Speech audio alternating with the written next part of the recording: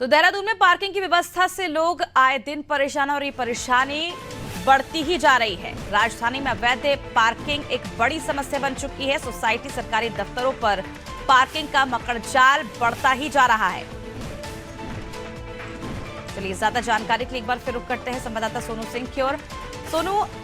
Tourist पहुंच रहे हैं बड़ी तादाद में देहरादून में,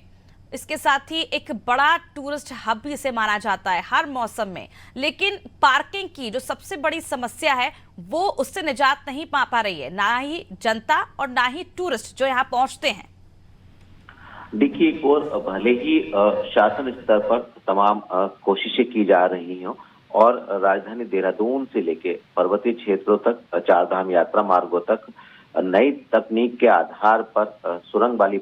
जो पार्किंग व्यवस्था है उसको अस्तित्व में लाए जाने की कोशिश की जा रही हो, लेकिन अगर हम राजधानी देहरादून की बात करें या सरकारी दफ्तरों की बात करें या निजी क्षेत्रों की बात करें, तो जिस तरह से अवैध पार्किंग का मकड़जाल दिनों दिन फैलता जा रहा है, इसने आम जनता की परेशानी बढ़ा दी है। चिकित्सालय जो कि सरकारी अस्पताल है, वहां पर भी पार्किंग शुल्क लिया जाता है और ऐसे में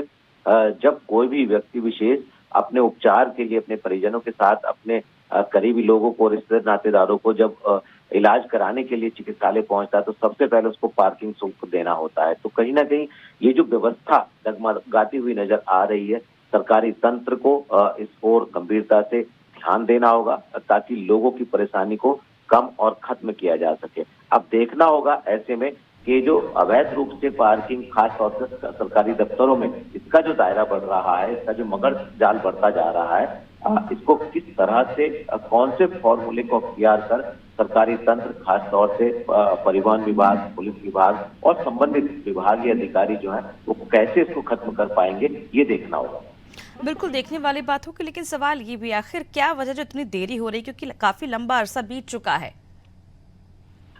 देखिए, कहीं ना कहीं इसमें जो सरकारी तंत्र है उसकी हम लापरवाही कह सकते हैं। जो अधिकारी हैं वो गंभीरता से अपनी जिम्मेदारियों का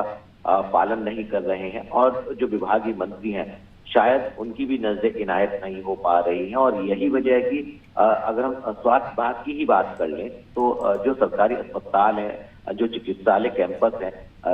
चिकित्सालय कैंपस में भी जो पार्किंग की व्यवस्था है, जबकि वो निःशुल्क होनी चाहिए, वहां पर तीमारदारों को, रोगियों को पार्किंग शुल्क देना होता है और ऐसे में जब चिकित्सालय जैसे कैंपस में अगर किसी को पार्किंग शुल्क देना होता है तो आप अंदाजा लगा सकते हैं सुबह से शाम तक कितना धनराशि जो है वो जमा होती होगी। और ऐसा नहीं है कि